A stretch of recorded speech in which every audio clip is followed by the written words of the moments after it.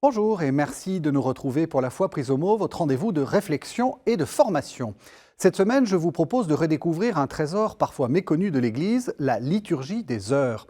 Quand on pense à la prière catholique, on pense souvent à la messe dominicale ou à la prière silencieuse dans le secret de sa chambre. Pourtant, entre les deux, il y a une prière officielle de l'Église, un cycle qui consacre tout le jour et toute la nuit. Si l'Église a longtemps délégué cette charge à ses ministres ordonnés, elle invite aujourd'hui tous les baptisés à s'y abreuver car elle nous fait vivre au quotidien le mystère pascal du Christ. Alors, comment passer de la théorie à la pratique ? Faut-il réciter tous les psaumes ? Que faire quand on ne comprend rien ? Pour nous éclairer, je reçois Arnaud Join-Lambert. Bonjour. Bonjour. Vous êtes professeur de liturgie à l'Université catholique de Louvain. Et le père Marco Gallo. Bonjour. Bonjour. Vous êtes prêtre du diocèse de Saluzzo, c'est à côté de Turin. Ouais. Et vous êtes le directeur de l'Institut supérieur de liturgie qui se trouve à l'Institut catholique de Paris. Exactement. Alors, peut-être pour commencer, une définition de la liturgie des heures. Comment est-ce que vous définiriez ça ? Peut-être que vous avez une définition différente l'un à l'autre. Alors, Arnaud, pour moi, le plus bref possible, c'est de dire c'est la prière quotidienne de l'Église.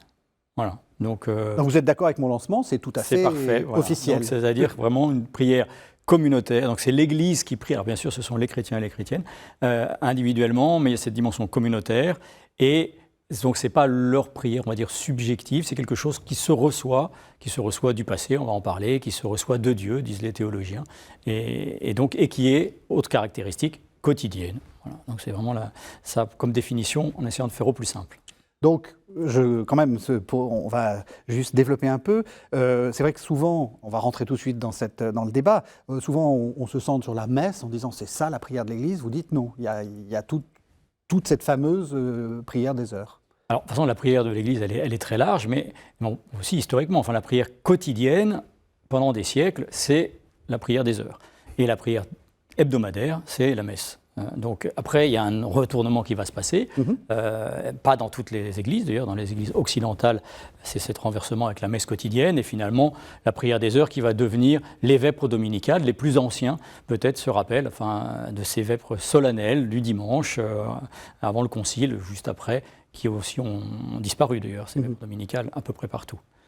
Alors, vous, comment est-ce que vous en parlez de la liturgie des heures ? Oui, je trouve qu'on est devant un paradoxe pour arriver à la définition, parce que le Concile arrive à dire, avec le langage le plus clair possible, que c'est la prière de l'Église. Et depuis le Concile, on a eu de la peine à le vivre dans la quotidiennité de nos communautés. Probablement, on avait même des rendez-vous qui étaient vraiment plus typiques de la paroisse pré-conciliaire, comme les vêpres. Mais la liturgie des heures, maintenant, on y arrive avec le temps. Il faut avoir la patience aussi d'entrer dans le mystère. C'est la possibilité qu'on a et qu'on perd, si on ne pratique pas la liturgie des heures, de vivre le mystère pascal dans le rythme du jour. C'est-à-dire, la messe donne une direction, le dimanche surtout, et la messe quotidienne comme préparation et attente de la messe du dimanche, de notre destination, on dirait eschatologique, c'est-à-dire pleine de la vie, mais se lever comme personne qui a été sauvée par le Christ, travailler et laisser le travail, rentrer à la maison et dormir comme une personne qui a rencontré le mystère pascal, on le fait grâce à la liturgie des heures. On sait bien que si on se lève le matin, on pense à toutes les choses qu'on a à faire dans notre époque de l'accélération, on a peur. Et les gens sortent de la maison en pensant, est-ce que j'arrive à faire tout ce que je dois faire aujourd'hui ? Or, la vie est un don. Nous avons normalement la santé. Les personnes que nous aimons sont là avec nous. Nous vivons normalement dans des contextes dans lesquels on peut exprimer notre capacité. Et c'est une grâce magnifique, on peut l'oublier. Alors, les laudes nous aident exactement à dire béni soit le Seigneur, le Dieu d'Israël, qui visite et rachète son peuple aujourd'hui. Et donc, on peut sortir de la maison, du lit, comme une personne qui a reçu le rencontre avec le Sauveur. Mais la même chose pour tous les 5 rendez-vous donnés par la liturgie des heures. Or, ce n'est pas nécessaire, et normalement, ce n'est pas possible, de les célébrer tous les 5. Mais c'est une belle possibilité. Et surtout, c'est magnifique de penser que le mystère du Christ, donc de l'Église comme corps du Christ, entre dans ce mystère. Et donc, on peut rejoindre le mystère du corps du Christ, par exemple, avant de dormir. Les complis, une journée qui n'a pas été forcément parfaite, des fois bien loin de l'être. Moins que ce qu'elle annonçait au début. On peut dire, j'ai foi, j'ai confiance en toi Seigneur, donc j'accepte maintenant de la laisser, de dormir. Et dormir est un acte de foi. Pour bien dormir, il faut faire un acte de foi. Et donc le corps du Christ célèbre cette dynamique d'une journée comme habité par le mystère de Pâques, de la victoire sur la mort, grâce à la liturgie des heures. On pourrait même ajouter, pour que Arnaud Jean Lambert, on est déjà dans la spiritualité, mais que la liturgie des heures est construite à l'inverse de ce qu'on pense, parce qu'en fait, elle part du soir vers le matin. Vrai. Donc, c'est justement ce rythme, c'est pour ça que c'est Pascal. C'est le soir et l'entrée dans la nuit, dans la confiance, dans la relecture de ce qui a été fait, et puis vers l'aube de Pâques, qui est en fait le centre de la révélation, puisque le Christ est ressuscité juste à l'aube, avant le lever du jour. Et donc, on passe toujours de la nuit au jour, même si spontanément, nous, on fonctionne un peu à l'envers. Et donc, ça nous invite à nous déplacer aussi. Alors, on va commencer par faire un petit peu d'histoire pour savoir d'où vient la liturgie des heures. Et puis, on va ensuite, petit à petit, arriver vers des conseils pour mieux la prier. Alors, est-ce qu'on sait un peu comment ça s'est constitué? Certainement, il y a des professeurs de liturgie. Donc, comment est-ce qu'on est arrivé à ces fameux 5 temps? Est-ce que ça a toujours été comme ça? Et est-ce qu'il y a des variations dans la liturgie des heures? Les professeurs de liturgie que nous sommes ont du mal à répondre parce que ça tombe bien. Parce qu'on ne sait pas bien les origines lointaines. Tout ce qu'on sait, on va dire de manière certaine, c'est que c'est une prière du judaïsme, donc ça c'est très clair. C'est une prière qui est alors quotidienne de psaumes, ça c'est des choses qui sont bien données.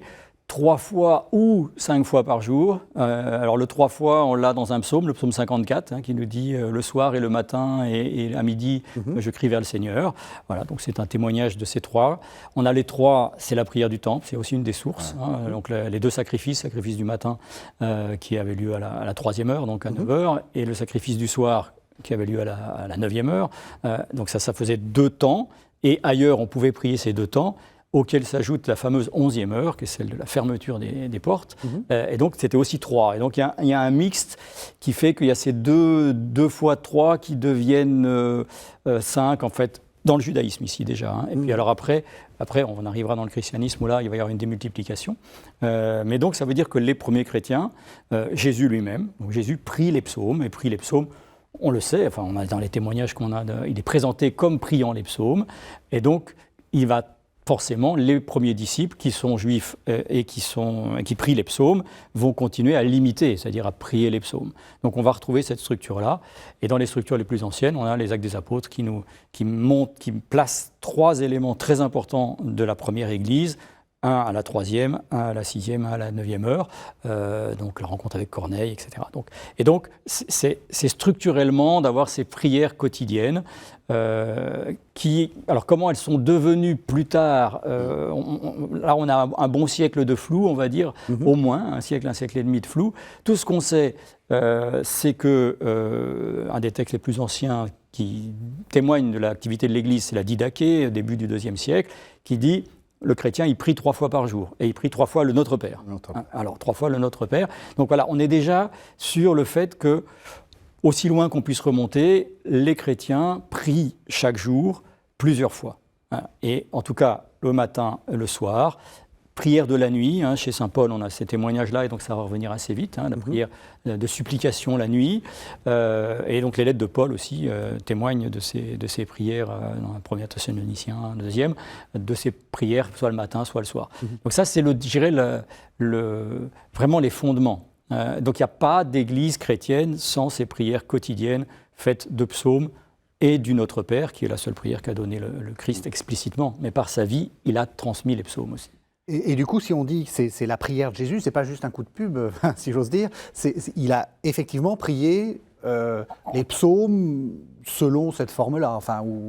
On n'aurait pas les évangiles comme on a aujourd'hui sans voir que Jésus même et ceux qui ont écrit les récits ont prié ces psaumes. Oui. Et on ne peut pas oublier que Jésus, selon Marc et Matthieu, est mort en priant un psaume.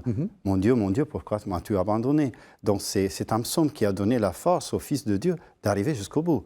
Donc les psaumes ont été, si on veut, la respiration du Christ. Et c'est exactement comme ça que saint Augustin, dans la lettre à Proba, qui est un texte magnifique, d'ailleurs très simple, explique pourquoi les chrétiens prient les psaumes. Et évidemment, ils le prient avec le rythme du jour.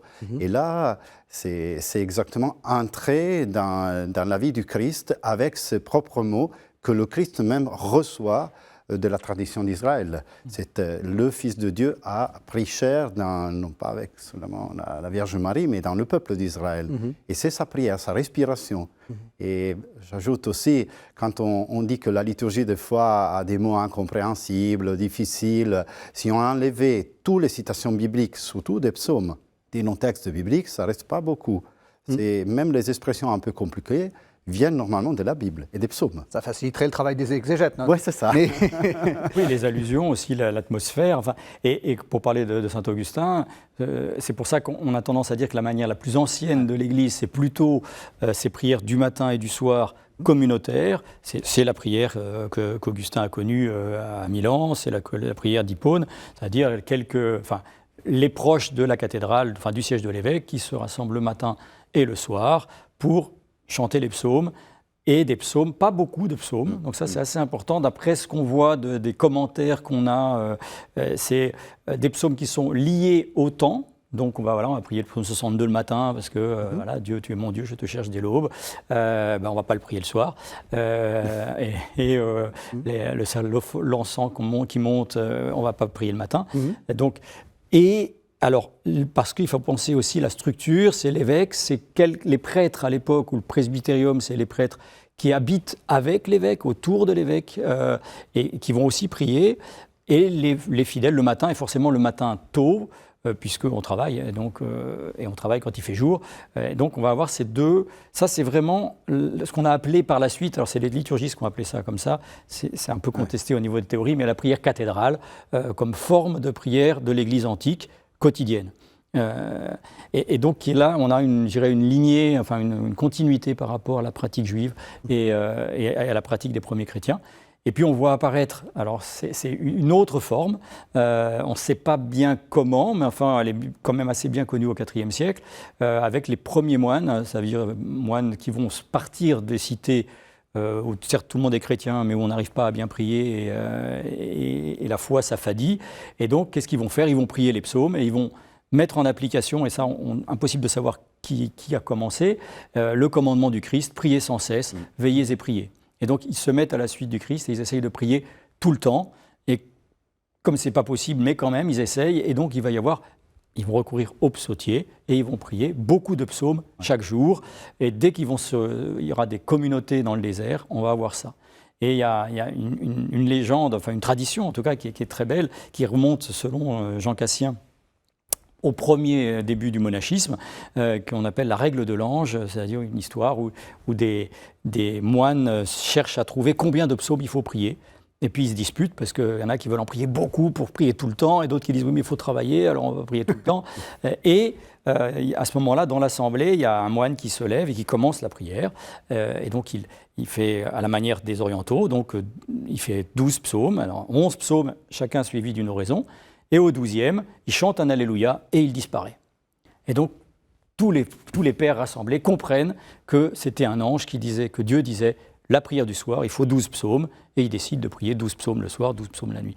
Et donc beaucoup, en fait, c'est ça. Oui, c'est beaucoup. 12, c'est toujours beaucoup, et ils priaient le psautier en une semaine, voire même, alors ça c'est plutôt chez les Irlandais, le psautier en une journée, ce qui fait énormément. Donc c'est-à-dire une logique en fait, qui va peut-être dans celle du temple, c'est-à-dire de sacrifice. Ouais. On va vraiment offrir à Dieu tout ce qu'on a, c'est-à-dire soi-même, et en accumulant ces psaumes, on fait que ça, quoi. Donc et c'est pas facile, et c'est pas drôle, et enfin il y a une dimension ascétique très forte, et donc on va avoir à l'origine, je dirais à la fin de l'Antiquité, ces deux formes qui coexistent, qui sont parallèles, et qui vont se mêler.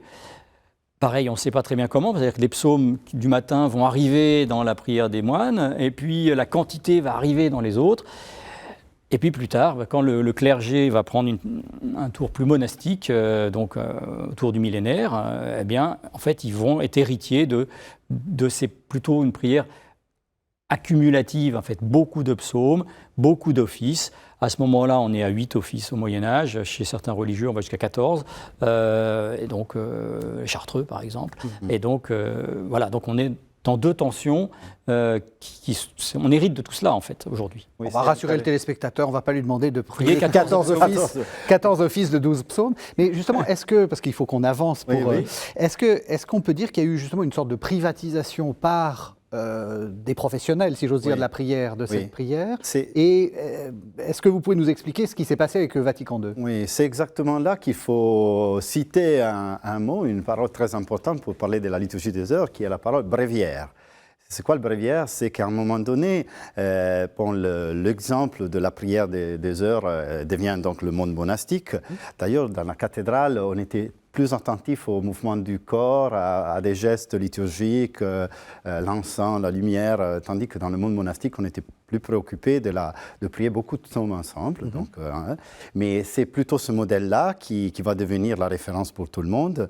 Mais au XIIIe siècle, quand les ordres mendicants voient le jour, c'est pas facile de se promener, de voyager avec des grands livres. Bréviaire signifie exactement petit livre, réduction du livre pour la liturgie des heures. Et le bréviaire, il y en a plusieurs d'ailleurs, il n'y en a pas qu'un, et arrive au Concile de Trente avec beaucoup de difficultés. C'est là que la première grande réforme est faite après le Concile de Trente. Et Trente revoit le bréviaire comme en donnant une importance très décisive à cette prière, mais en effet en faisant une partie typique de la vie du prêtre. On ne pourrait jamais imaginer le prêtre tridentin sans son bréviaire. Et dans notre imaginaire, c'est exactement la soutane et le bréviaire qui fait le prêtre, qui d'ailleurs avec un attachement merveilleux, parce que ça dit la fidélité, l'identité du prêtre avec son attachement à la messe. Mais alors, la réforme de la liturgie des heures a commencé bien avant le Concile. On ne pourrait pas arriver à ce qu'on a aujourd'hui sans le travail de Pie X et Pie XII surtout, qui a travaillé d'ailleurs sur la réforme de la Semaine Sainte et de la fête de Pâques du mystère pascal. Dans le même contexte, donc, on met ce grand chantier et travail sur la liturgie des heures. Le Concile travaille aussi sur la dimension, sur la lecture théologique de l'action de la liturgie des heures par rapport à l'Eucharistie, parce que les deux ne vivent pas en concurrence. Au contraire, grâce à la liturgie des heures, on peut continuer la même prière de l'Eucharistie. Et le paradoxe dont on a parlé au début, c'est-à-dire le moment où l'Église dit avec la plus grande clarté que c'est la prière de tout le monde, nous laisse devant une pratique que ne dit pas la même chose. Dans nos communautés, alors là, c'est bien que la théologie pratique puisse nous aider, parce que la dogmatique est claire, mais... Vous voulez dire, on s'est finalement centré sur l'Eucharistie, ce qui n'est pas une mauvaise chose, vous n'allez pas dire le contraire, mais on a un peu oublié, la liturgie des heures, c'est-à-dire que... C'est ça, vous regrettez le... Alors là, les questions sont nombreuses. Je dois en citer une qui me semble décisive, c'est-à-dire au XIIIe siècle, au XIIe, XIIIe siècle, on est passé de de officiis, c'est-à-dire on préparait les personnes, surtout les ministres, à la vie comme service de l'Église, sur toutes les choses offertes. C'est quoi l'officium? L'officium, c'est évidemment l'attention pastorale à la paroisse, mais c'est aussi la messe, le baptême et la liturgie des heures. On passe de officiis au de sacramentis. Et si on se centre sur les 7 sacrements, qui sont évidemment les actions centrales de la vie de l'Église, la liturgie des heures n'est pas dedans, par exemple. Non? Et donc, et surtout, il y a encore des différences intéressantes, parce que sur les de sacramentis, l'attention est aux choses, c'est-à-dire la matière, le ministre, comment on fait un sacrement, quelle efficacité a le sacrement. Dans le de officiis, c'était plutôt les personnes. Donc, comment la communauté vit ensemble ce service. Donc, ce déplacement théologique a beaucoup aidé la théologie à voir des choses qui n'étaient pas si claires avant, mais ça nous a coûté aussi. Par exemple, il n'y a pas de grands traités et des personnes qui ont approfondi la liturgie des heures comme on voit aujourd'hui, il est nécessaire de faire encore. Oui, parce que c'est vrai que des traités sur la messe, sur comment est-ce qu'on la célèbre, on en a des centaines. Alors c'est évident qu'on ne veut pas dire que la liturgie des heures est une ressource fondamentale pour l'Église pour nier la centralité de la messe. Tout à fait le contraire. Mais on apprend, par exemple, par nos frères byzantins, orthodoxes, on voit bien que la centralité de l'Eucharistie, de la divine liturgie pour eux est très claire, mais la prière du jour est la liturgie des heures. Et c'est comme ça qu'on habite le mystère. Ça, c'est d'ailleurs intéressant parce que c'est une des raisons pour lesquelles le Concile Vatican II, enfin les évêques se sont emparés de la question. Eux, leur problème, c'était les prêtres ont du mal et n'arrivent pas à prier la liturgie des heures. Donc il y a des enquêtes à l'époque, dans les années 50, dans les années 60, où les prêtres se plaignent, où ils prient tous les offices d'un coup et encore ils sautent la moitié des psaumes. Ils n'y arrivent pas parce qu'ils ont de la pastorale. Et donc le souci des évêques, c'est comment faire pour que le bréviaire soit au cœur de la vie des prêtres diocésains, donc enfin séculiers. Donc ça, c'est vraiment leur problème. Et puis, il y a des évêques orientaux qui, justement, arrivent avec ça. Ils disent, mais oui, mais la prière quotidienne, nous, c'est la prière des heures. C'est parce qu'il n'y a pas la messe chaque jour. Et donc, ils vont dire, mais nous, dans nos villages, on est au Moyen-Orient, ici, au Liban, en Syrie, on dit, mais le matin, les fidèles se rassemblent pour prier avec le prêtre, et puis le soir, et puis il y a la divine liturgie le dimanche. Et donc, c'est vraiment, très clairement, c'est documenté, cette impulsion à dire, et les autres prennent conscience, ils disent, mais c'est possible. Ça, bah oui, en fait, c'est possible, pourquoi pas. Et puis après, il y a le dossier patristique, on sait que c'était comme ça dans l'Antiquité. Et donc, ils vont faire cette bascule de se dire, on va réformer la liturgie des heures pour les prêtres, ça c'est clair, mais on va y inviter les laïcs. Et il y a peut-être un petit élément qui est intéressant et qu'on ne connaît pas bien, c'est que dès les années 50, il y a des gens qui essayent de faire ça, notamment le travail des moines d'Ancalca, qui vont concevoir une liturgie des heures en français, latin-français, puis latin-italien, latin-portugais, etc., pour les religieuses. Parce que dans les années 50, les religieuses apostoliques, elles ne prient pas la liturgie des heures. Donc ça aussi, c'est quelque chose qu'on a du mal à imaginer, c'est-à-dire qu'elles priaient autre chose. Et donc, une des visées de la réforme, ça va aussi être la vie religieuse. Nourrir la vie religieuse à la source des psaumes, et pas seulement, c'est pas forcément mauvais, mais pas seulement au chapelet ou à des dévotions. Et donc, il y a cet élan qui est donné, et que c'est peut-être la raison pour laquelle, ce que vous disiez, ça n'a pas marché trop, la réception. C'est qu'en fait, l'objectif, c'était que les prêtres la vivent. Après, dans la théorie, on a dit, oui, les religieuses, les laïcs. Alors, les religieuses, ça a bien fonctionné parce qu'elles sont en communauté. Et donc, je pense qu'il n'y a pas beaucoup aujourd'hui de religieuses qui ne prient pas la liturgie des heures, à mon avis. Donc ça, c'est... Mais pour les laïcs, je crois que là, il y a un défaut d'expérience. L'impulsion n'était peut-être pas assez forte. Et la réforme concrète n'a pas forcément été entendue complètement, dans le sens où Paul VI a bien indiqué, dès janvier 1964, qu'on peut prier des formes allégées, adaptées, moins d'office.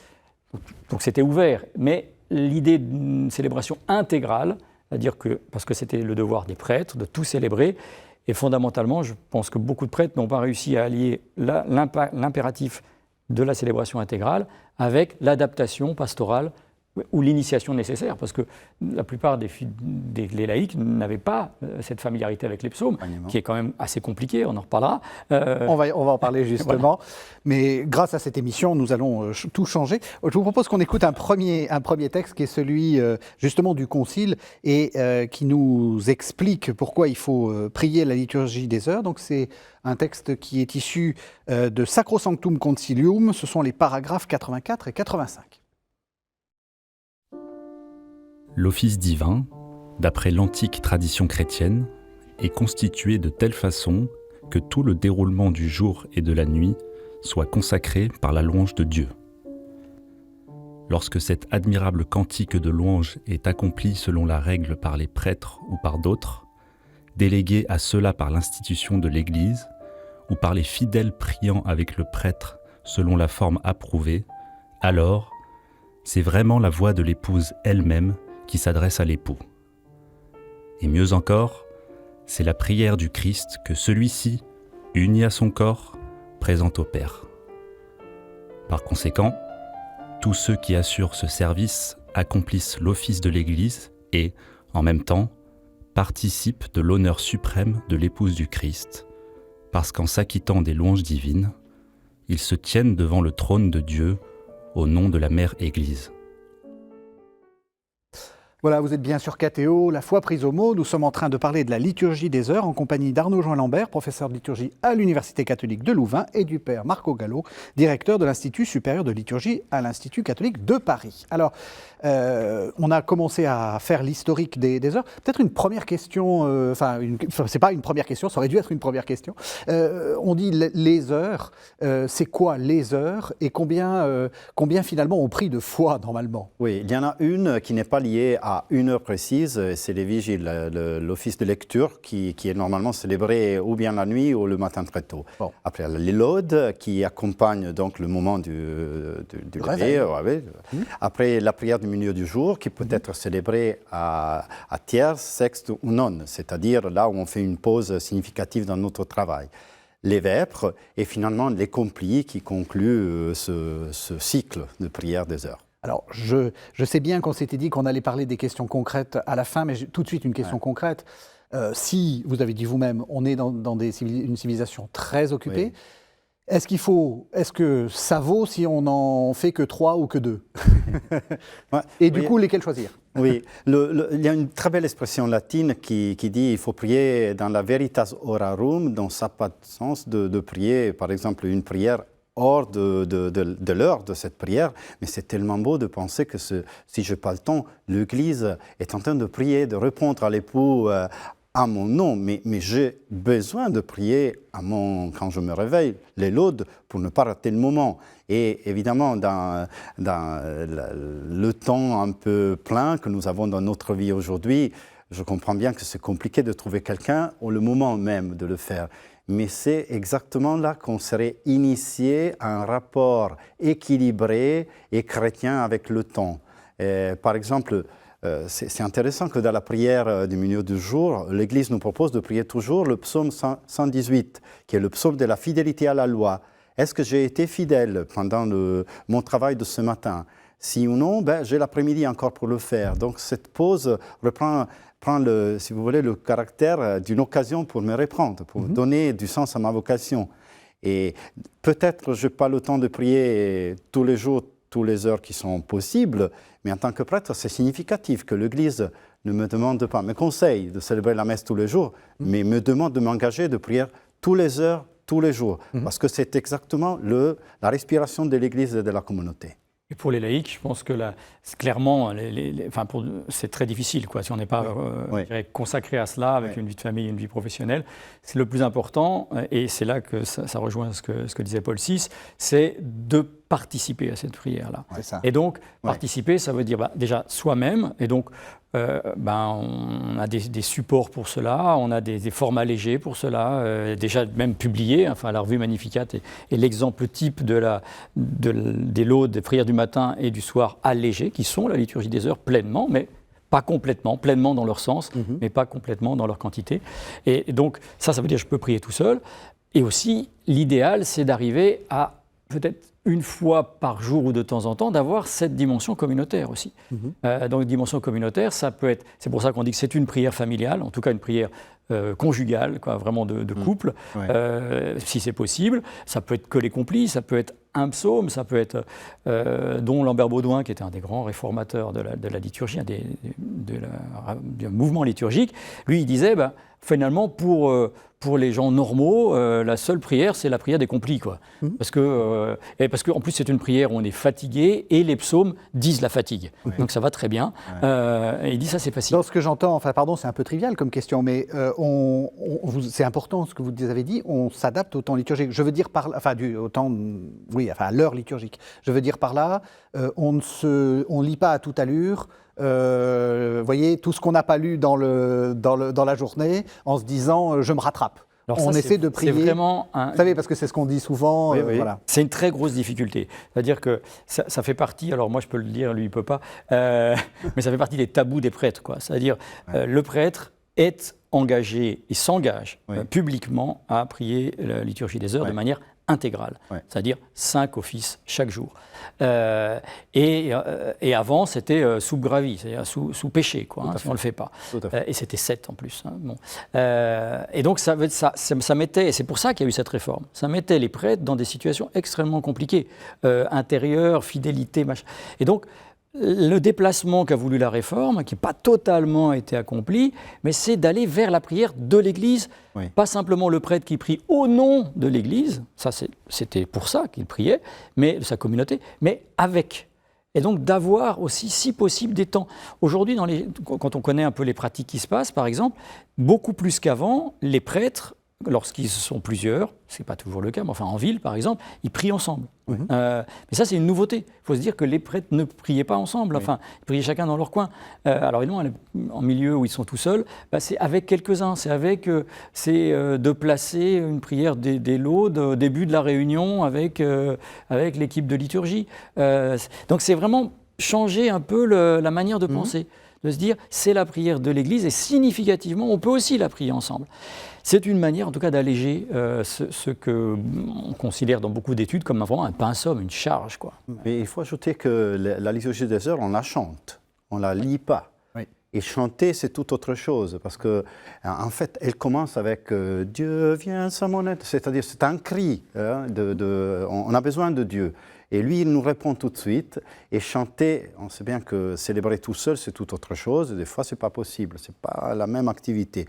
Et quand l'action a une beauté en elle-même, ça nourrit différemment que le faire parce qu'il faut le faire.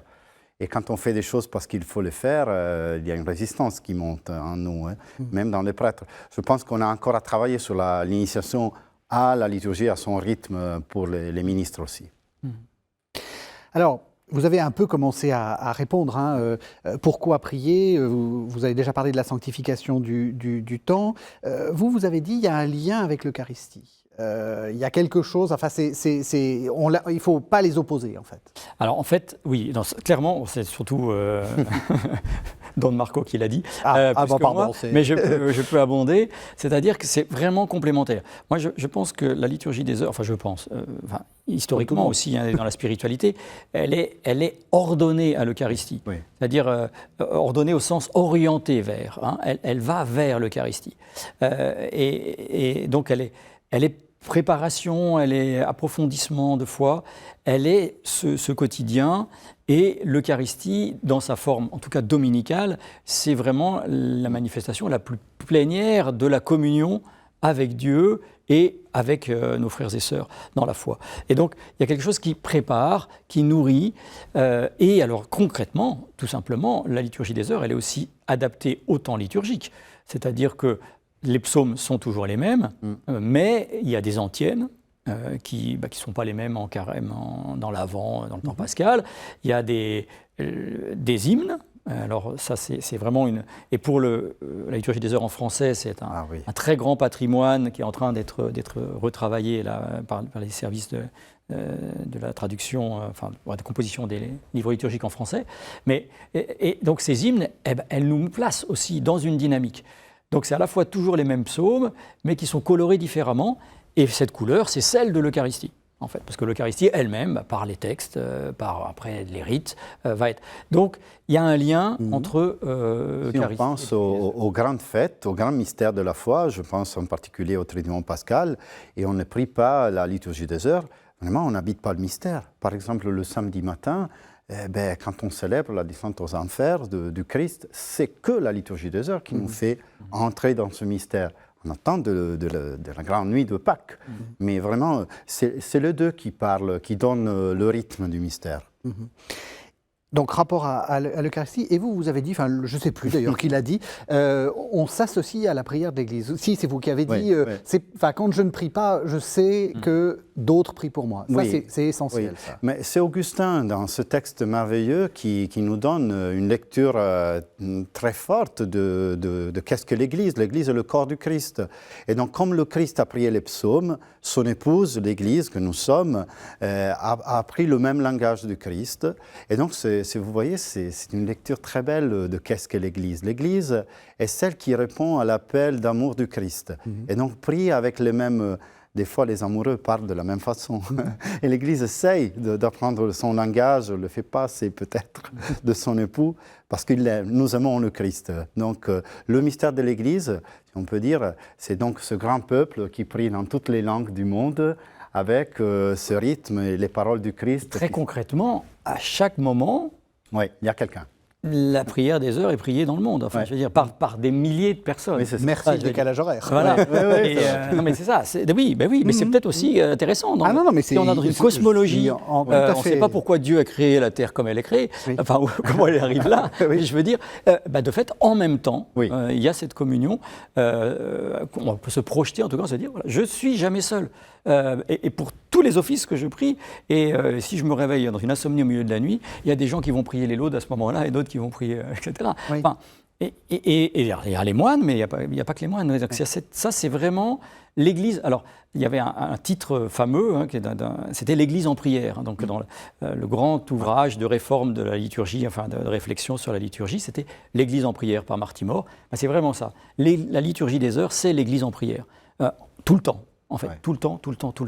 Ouais. Et donc, rien que de le savoir, je pense, ça nourrit la communion, en fait, tout simplement. Et si moi, je ne peux pas m'arrêter, et puis encore, se dire, je ne peux pas m'arrêter, on peut facilement quand même connaître quelques versets de psaumes, et ne serait-ce que les débuts, ne serait-ce que... Enfin, il y a une manière de s'associer même à la liturgie des heures concrète, par des tout petits bouts, quoi. Et alors, si on ne peut pas plus que le petit bout, on est pleinement dans l'action, quoi. Alors, si on peut plus et qu'on ne le fait pas, là, c'est déjà plus embêtant. Non, puis vous avez raison, il faut peut-être aussi s'interroger sur notre rapport au travail, sur notre rapport au temps. Ne pas être capable de prendre même 4 minutes ou 5 minutes pour prier un psaume, ça dit aussi quel rapport au temps on a, qui n'est peut-être pas le bon rapport. Oui, puis prier un psaume, là c'est aussi... ça nécessite, je pense, et de le faire souvent, et d'être initié. C'est-à-dire que le psaume, ce n'est plus notre langage, en général, sauf quelquefois, si je dis « Dieu, tu es mon Dieu, je te cherche dès l'aube », ça, je peux le dire partout. Mais il y a d'autres choses, je ne vais pas comprendre très bien ce qui est dit. Donc, ça veut dire qu'il y a une initiation. Et cette initiation à la prière, elle ne peut pas se faire tout seul, elle doit se faire avec, et c'est là que le travail pastoral de l'Église est très important, c'est-à-dire d'offrir des supports, des pratiques, des tons, et c'est ça qui va faire en fait vraiment entrer pleinement dans le mystère qu'est l'Église. Et donc rentrer dans les psaumes qui sont hermétiques quand même, c'est aussi découvrir que c'est pas moi qui prie tout seul, c'est pas mon jeu. Bon, si je devais choisir des psaumes, j'en prendrais peut-être 2-3 ceux qui me plaisent le plus parce que c'est mes mots. Mais ça, c'est pas la prière de l'Église. Ça, c'est moi qui prie. C'est bien, je peux toujours prier. Mais par les psaumes, qui sont le cœur de la liturgie des heures, on découvre ce qu'est la prière de l'Église et donc ce qu'est la prière du Christ. Et on prie avec le Christ. Et donc, c'est vraiment essentiel de les avoir, ces psaumes, mais d'être initié. C'est un outil d'initiation. Ça signifie donc qu'il faut accepter ce qu'on reçoit, y compris si on n'est pas on peut être en décalage avec le texte et ça ne correspond pas justement à ce qu'on est en train de vivre. Oui, c'est impressionnant comment les psautiers nous donnent une coloration d'émotions extraordinaires. Beaucoup de psaumes sont priés par des personnes malades, et il y en a plusieurs qui sont malades. L'humanité est composée par des personnes malades, des personnes qui ont perdu la relation avec le peuple, les amis. Et donc oui, il y a un décalage entre ma vie personnelle, individuelle, et ce que le psaume m'invite à vivre. Et donc, je suis vraiment partie d'une humanité plus grande. Mais alors là, c'est exactement une sensibilité que je pense on aurait tout l'intérêt à redécouvrir. C'est là sur laquelle on n'était pas très sensible, même après le concile, tout de suite après. Je dis toujours que si on analyse bien le rituel pour l'initiation chrétienne des adultes, qui est un livre majeur du concile, qui nous explique ce qu'il faut faire pour vraiment devenir chrétien, eh bien, la liturgie des heures n'est jamais cité, comme si pour être chrétien, apprendre la prière des heures, ce n'était pas nécessaire. Je trouve que c'est fondamental, indispensable, je dirais plus. Et dans l'expérience qu'on fait maintenant, c'est extraordinaire l'expérience qu'on fait en France aujourd'hui, de découvrir ces jeunes, surtout qui nous demandent de découvrir la foi. On apprend bien que l'initiation à la prière des heures est essentielle, parce que c'est exactement là qu'on apprend à faire partie de l'Église, à prier comme le Christ a prié et à entrer dans ce mystère plus large que nous. Et surtout, comme je disais avant, à prendre un bon rythme, parce qu'aujourd'hui, ça fatigue de vivre avec ce temps qui est toujours pressé et qui nous enlève toutes les énergies. Donc, au Moyen-Âge, l'une des pratiques pénitentielles pour guérir une vie malade, le péché, était la liturgie des heures. Parce que prier avec les autres, c'est une grande guérison. Hein, et c'est là qu'on voit qu'on ne peut pas oublier l'initiation à la liturgie des heures pour accompagner à la fois quelqu'un. Ce que vous dites fait écho au deuxième texte. C'est un texte du pasteur protestant Bonhoeffer, Dietrich Bonhoeffer, qui dit, et vous allez l'entendre, si nous voulons lire et prier les prières de la Bible et singulièrement les psaumes, il nous faut d'abord nous demander non pas quel intérêt ils ont pour nous, mais quel rapport ils ont avec Jésus-Christ. Si donc nous voulons lire et prier les prières de la Bible et singulièrement les psaumes, il nous faut d'abord nous demander non pas quel intérêt ils ont pour nous, mais quel rapport ils ont avec Jésus-Christ. Il nous faut nous demander comment il est possible de voir, dans les psaumes, la parole de Dieu, pour pouvoir ensuite seulement faire nôtre cette prière. Il ne s'agit donc pas de savoir si les psaumes expriment exactement les sentiments actuels de notre cœur. Il se peut justement qu'il soit nécessaire de prier à l'encontre de notre propre cœur, pour prier de façon authentique. Ce qui importe, ce n'est pas l'objet précis que nous assignons à notre prière, mais celui pour lequel Dieu veut que nous le prions.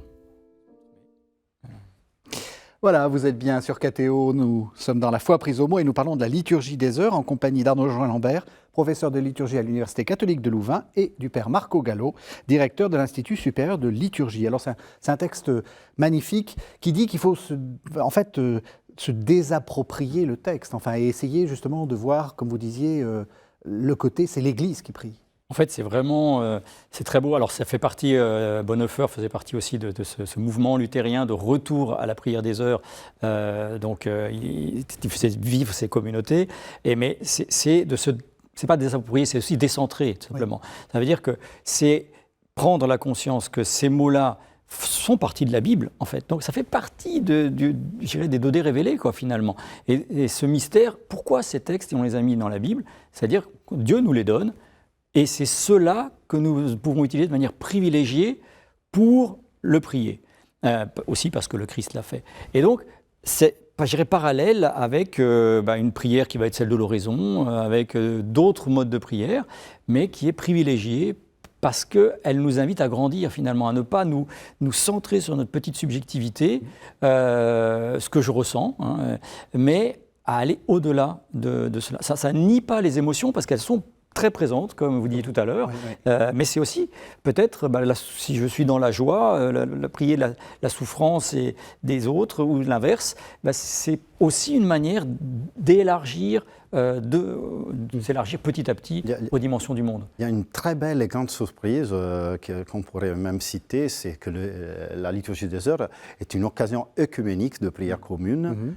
On sait comment il est difficile de célébrer ensemble l'Eucharistie, et finalement impossible encore. On essaye de voir comment faire, mais pour la liturgie des heures, par exemple, toute la tradition qui est mise en pratique à Thésée, dans la belle communauté qui est d'ailleurs célèbre et initiée à la prière de milliers de jeunes qui ne sont pas capables de prier, mais qui entrent dans ce rythme avec le chant, qui reprennent la liturgie des heures dans la tradition anglicane. Ça nous vient donc d'une tradition qui n'est pas catholique, mais qui permet... Donc, il y a même ce côté missionnaire, si on veut, de la liturgie des heures, parce que célébrer l'Eucharistie a besoin d'une initiation, alors que là, les jeunes arrivent, il y en a qui ont peut-être la peine, mais normalement entrent avec le chant dans cette action où la présidence est très discrète. Vous voyez, la présidence d'une Eucharistie expose le corps du président d'une façon très visible. Alors, celui qui préside la liturgie des heures fait un service qui est beaucoup plus discret, qui donne, donc, nous fait donc faire l'expérience d'une action différente. Donc un peu de théologie pratique. Qu'est-ce que vous recommandez? Est-ce qu'il faut chanter? Vous avez dit il faut chanter. il vaut mieux faire ça, il faut qu'il y ait un président. Enfin, quand vous dites, voilà, tous ces jeunes qui arrivent, qu'est-ce que vous leur racontez quand, Parce que là, on voit bien que la liturgie des heures a une capacité d'être adaptée très belle, très large. C'est-à-dire, moi, je la célèbre au maximum du possible. Donc, on peut apprendre de tons, s'il y a quelqu'un qui joue. Donc, les tons, c'est les mélodies. Hein. Oui, les mélodies, merci, évidemment. Mais, et aussi, on prend l'occasion avant ou après d'approfondir un peu le langage des psaumes et la parole de Dieu qu'on a lue. Mais voilà que l'alternance des voix, la musique, les gestes du corps qui sont possibles, donnent à cette prière une variété. Par exemple, on a la peine à retrouver toujours dans l'Eucharistie, parce que l'Eucharistie a sa nature, en elle-même. Et c'est le sommet parce qu'on est préparé par des autres actions liturgiques. Oui, par exemple, avec les catéchumènes, on aime bien, parce qu'avec les portables, on n'a pas le problème de trouver les textes du moment. Donc, ils peuvent continuer. Et ils nous disent qu'ils le font eux-mêmes, avec des amis. Et c'est d'ailleurs la caractéristique qu'on ne prévoyait pas, que la théologie pratique voit mieux que la théologie dogmatique, que l'évangélisation est une action qui est faite par les pères, par ceux qui vivent avec nous, et non pas une action verticale. C'est merveilleux. C'est vraiment très impressionnant. C'est-à-dire, de fait, on voit que les expériences qui ont fonctionné... Oui, c'est quoi les expériences qui fonctionnent? En fait, il y a quelques mois, on a reçu des gens de l'Ecclesia Lab, c'est vous qui en êtes le président. Alors, dites-nous ce qui marche. Eh bien, en fait, c'est cette question par les pairs. C'est-à-dire que ce sont alors, bien sûr, on peut apprendre plus loin, mais le premier pas, c'est des jeunes qui vont régulièrement prier l'office avant de partager un repas.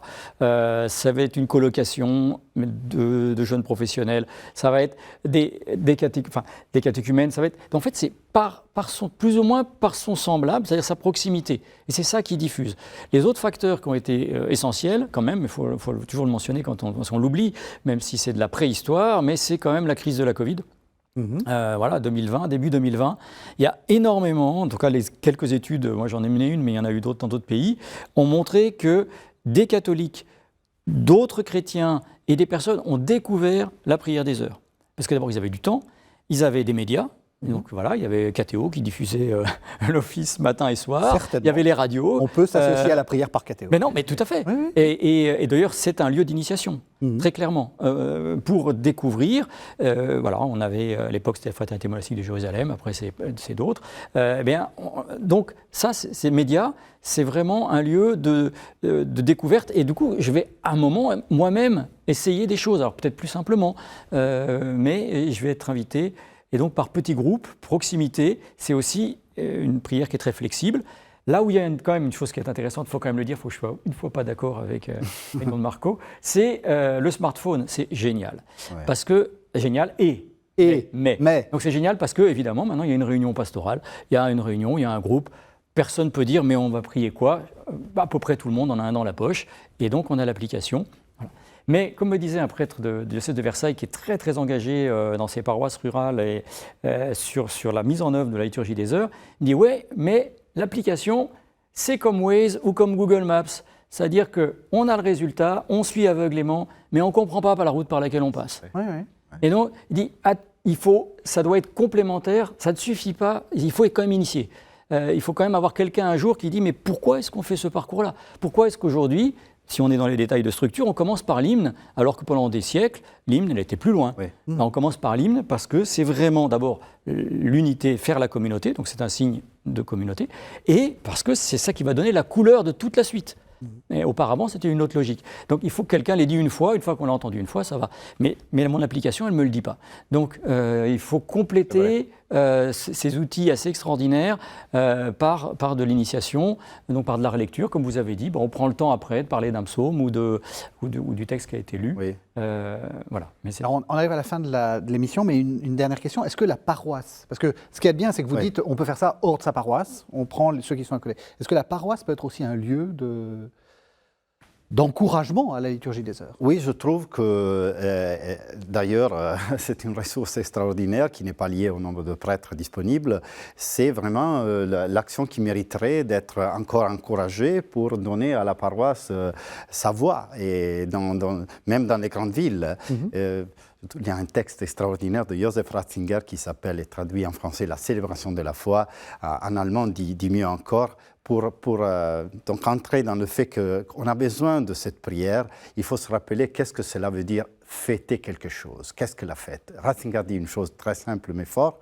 Fêter, quand est-ce qu'on fait une vraie fête? Quand la guerre est finie, quand j'ai récupéré ma santé, quand mon fils est revenu. Pour célébrer, pour avoir une fête, il faut que j'ai la conscience d'avoir été sauvé du mal. Et si j'ai la conscience d'avoir été sauvé du mal, alors je cherche une paroisse pour chanter le soir, le matin, le plus possible, la liturgie des heures. C'est vraiment un chantier qu'on peut ouvrir encore. C'est pas fait. Très concrètement, alors ce n'est pas la forme idéale, mais pour être initié et découvrir, depuis le Concile Vatican II, on peut associer un office, donc les laudes ou les vêpres, à la célébration eucharistique en semaine.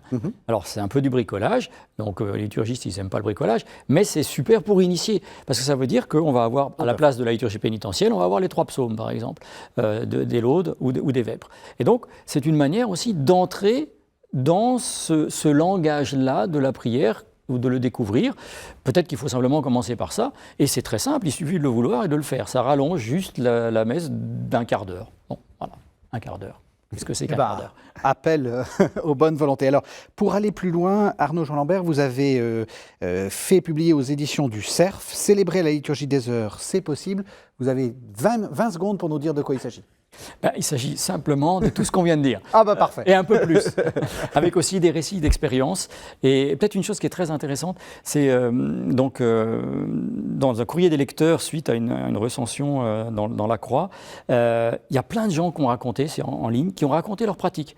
C'est-à-dire que finalement, il y a beaucoup plus de personnes qu'on ne croit qui participent à cette prière de l'Église au quotidien, à leur manière, avec d'autres, et c'est très étonnant, quoi, en fait. C'est-à-dire que finalement, c'est très beau en fait à lire. Donc ça mériterait d'être plus connu et encouragé, puisque ça fait du bien et ça fait grandir les personnes dans la foi. Célébrer la liturgie des heures, c'est possible, aux éditions du Cerf.